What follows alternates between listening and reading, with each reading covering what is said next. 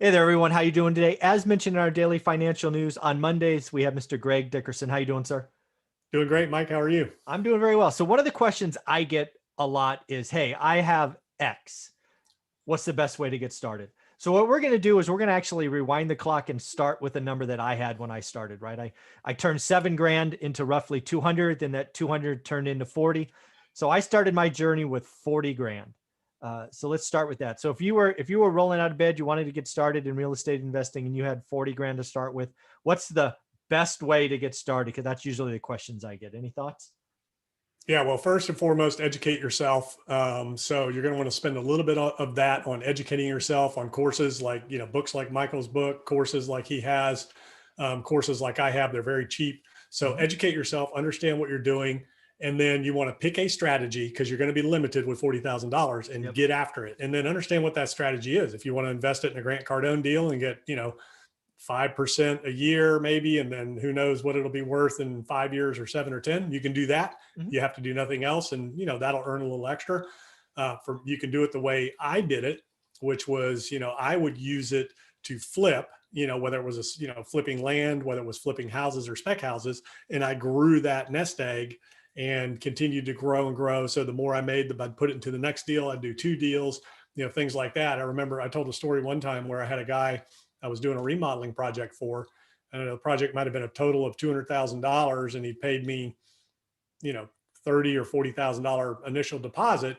And then he called me up and he said, "Hey," he said, "how about if I give you the balance of what's due now minus 10% versus paying you the whole amount over the next 6 months that would have taken to do the project?" So Mhm. let's say it was a $200,000 project. He gave me 30, there was 170 left to bill. He said, "I'll give you 150 cash now, and instead of 200,000 when you're done."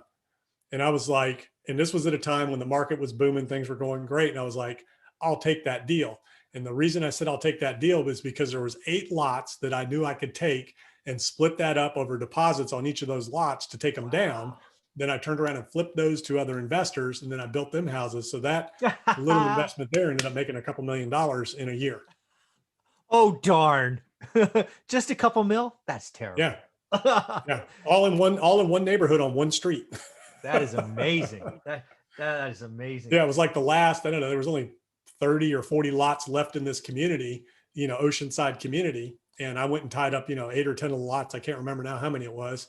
And, ended up flipping all those to my investors. I probably made 25, 30,000 on each of the lots when I flipped them. Then I made $100,000 on each of the houses I built, and I built like 8 or 10 houses. So yeah, it ended up, turning into a pretty good little ROI on that 150. So Yeah, you'll easily give up 15 grand for the opportunity to make $1 million. And I would do and see, that. that's so for me, like a lot of people are like, "Well, how come you don't hold property?" I'm like, "Well, I do while I'm building it, getting it done. If it's a rental property or commercial lease, I'll get it leased up and then sell it." But for me, it's velocity of cash flow. So my whole Mm, thing's always been redeploy, redeploy, redeploy, right. not leave it locked in. Yeah, you can refinance and all that stuff, but you can't pull it all out. And then you still have the potential ongoing liabilities of capital expenditures that Mhm. may or may not have to be met, things like that. So for me, it was always about growing, compounding, think of the snowball going down the Mhm. mountain. That's always been my philosophy. So that's what I would do. That's what I did. I'd do it all over again. I'd be a little faster, a little smarter about it this time because I didn't know what I didn't know back then. Sure. But I would use that and educate myself. And then I would use it to, get into some deals and then compound it and keep growing it.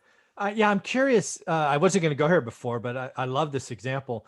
So let's say the tax environment changes where suddenly you're paying, if you're in California, 53% of profit, because that's where you're going to be, right? You would be in that category. You would pay more than half of the gains in taxes. Would that Mhm. cause you to slow down or maybe hold some?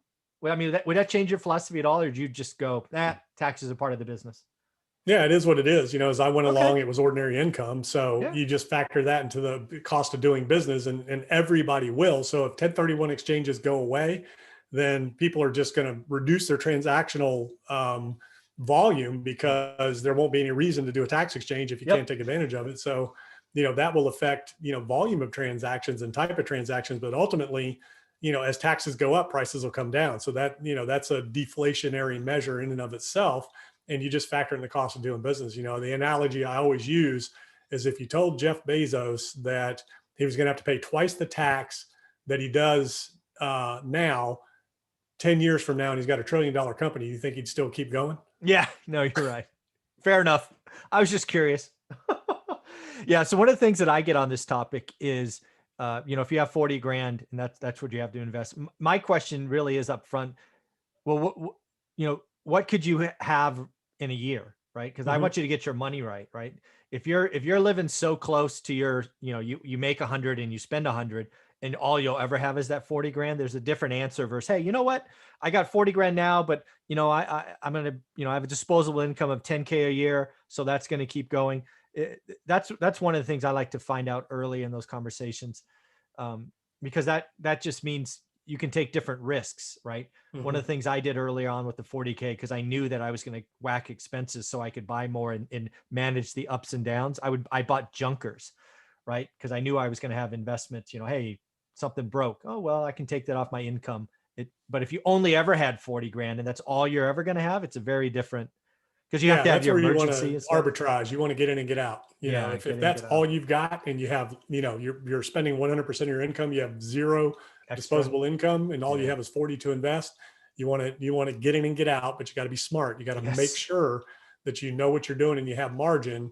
And really what I would challenge people again to do is don't even use it. You keep that as a cushion, educate yourself and learn how to not have to use it. Yeah. Because if you know what you're doing, you don't need money. There's investors out there that will invest in you. There's groups out there that are nothing but private lending groups that are looking for qualified, smart, educated people to invest in and invest with. So really what I would recommend, see, this is what I didn't know back when I started out. I thought I had to use all my own money and I had to sign on all the bank loans and I was limited what I could borrow and the money I had because I just didn't know any better. Nowadays, again, if you educate yourself, you get the right information, there's plenty of people looking to lend money and get involved in deals. So you don't need to use your money. You can keep that as a cushion, use it to educate yourself, not all of it, but some of it to educate yourself and get out there and, find private lenders and let them bank you, but you got to know what you're doing. Yeah. If you only ever have 40K, a couple of things. I love that idea. Go learn. There are ways to partner, learn the market, become that knowledge expert in what you're doing so you can attract money.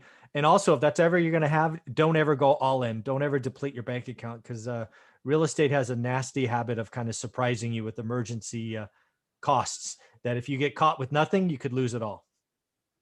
Exactly. Yeah. Very cool. Well, great. This has been a lot of fun. I appreciate your time. How can people follow you, get a part of your universe? Yep. GregDickerson.com. That's where all of my social media information is. I have a YouTube channel, put out videos every day, podcast, all that good stuff. So go to GregDickerson.com. Yeah. Do yourself a favor, folks. Go to GregDickerson.com, check them out. And there's a playlist below with lots and lots, probably 100 hours of material, him and I talking for over a year now, man. So appreciate it. Thank you, buddy. Sounds good.